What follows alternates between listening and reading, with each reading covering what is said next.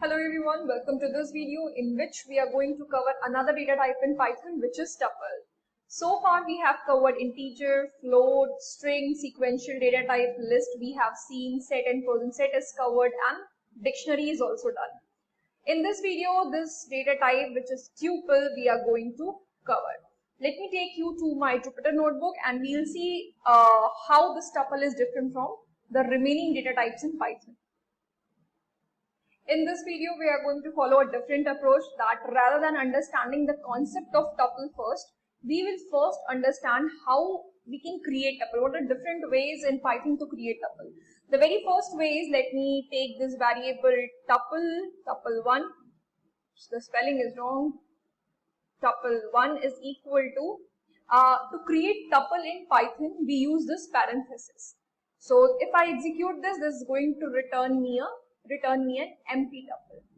The other way, suppose if I want to create tuple again, the other way is that directly using the assignment operator and writing down the elements in it. This is again, it should be here too. So this is another way to create tuple, and if I check the type of both these variables, let me write here tuple1, I'll get tuple, yes. And if I see the type of my another variable tuple2, I will get this type, right? So this is again a tuple. So these are basically the two ways in which you can create a tuple. Let me take one more example so it will be clear. Suppose I want to create a tuple3, and what I will use this parenthesis, and inside it I will write few elements. So in this tuple3, what I have done, I have created these integer data types. I have also taken this tuple inside a tuple data type. Then we have taken this list, we have taken this float, string, then we have also taken this set, and then finally a dictionary data type. And if I'm executing as yes, no problem, and if I'll check the type of this tuple3, then this is tuple. So these are the ways, we have two ways to create a tuple. If you want to create an empty tuple, this could be the best way to create this option.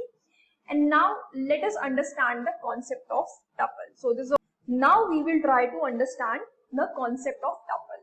So tuple in Python is very much similar to list data type in Python. So both these, like list and tuple, are very much similar to each other. Now the question arises that if we already have list data type in Python, then what is the need? We have seen what is list and how we can perform different operations on list. The question is, what is the need to have this another data type in Python, which is tuple, if we already have this list? To explain this, I have taken these two variables. One is this list data type and the other one is this tuple data type. So I will execute this, and then what I am doing, I am trying to insert one item to my list data type. So if I am doing this is executing, and this is giving me that yes, item element A is added to my list 1. This is not possible with tuples. So in the previous video, I'll share the link. If you haven't watched it yet, you can just go and watch it. That lists are mutable data types. That means once you have created, you can modify it, you can add elements to it, you can delete elements to it. So, but this is not exactly possible in tuple. Tuple is a kind of immutable data types. You cannot modify it, you cannot add or remove elements from it. So after all these discussions, I can confidently say that list is my mutable data type and this tuple is immutable data type. So this is the main difference between the list and tuple. So now we have this topic to cover, which is indexing in tuple or tuple, and then or slicing in tuple. So I'm taking this tuple2 variable, and this has all these items in it. So indexing in list or string is very much similar to indexing in tuple. So what I'll do, I will write the name of the variable, and then I will do it like this. I need to specify the start position and then the end position. So this is going to return me 2, 34 and 5. So indexing in tuple starts from 0th position. So this is located at 0 index. This 2 is located at first index. This 34 is located at second index, and so on. We also have this there's a forward indexing. Similarly, it is very much similar to the other data types. Then we also have this backward indexing, -1 if I try to print. So this is going to return me the last element.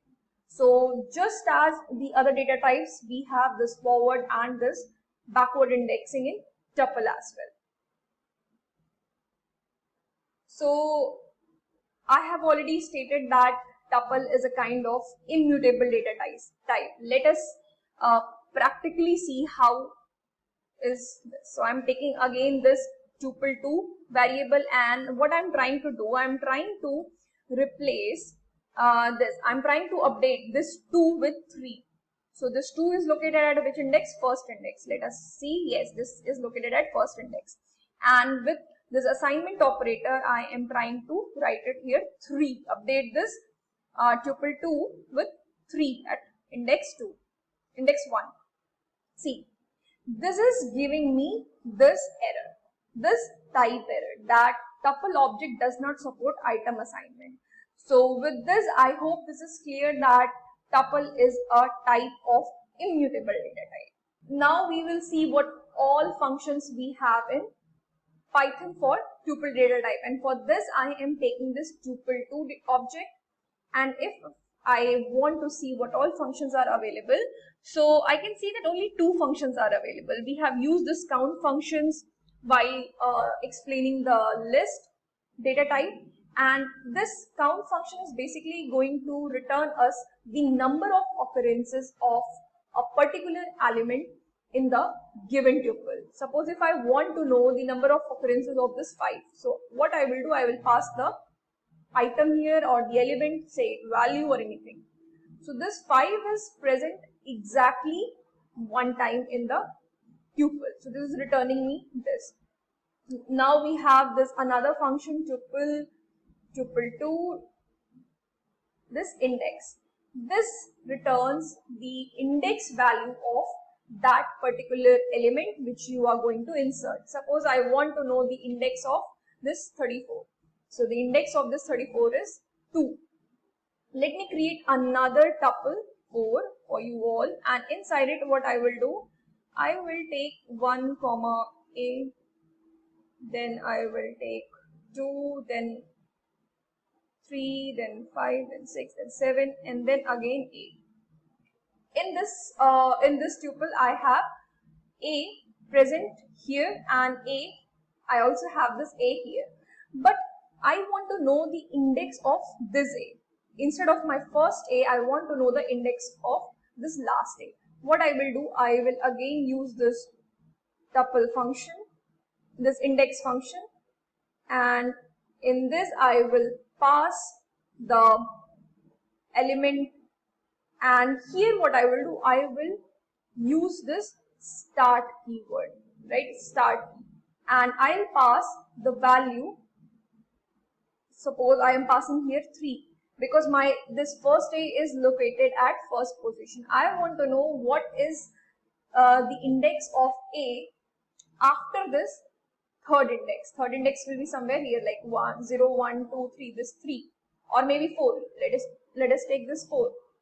So I want to know the index of this a after this fourth index.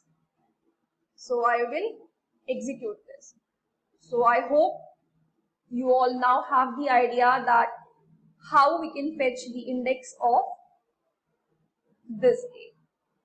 So that's all for this video, and if you're new to my channel and you haven't subscribed it yet and you want to learn Python from the very scratch, you are you're a novice at this, you do not know anything, then I have created a playlist for you all, Python basic tutorial, and I have covered all the topics from the installation to the basic topics like variable.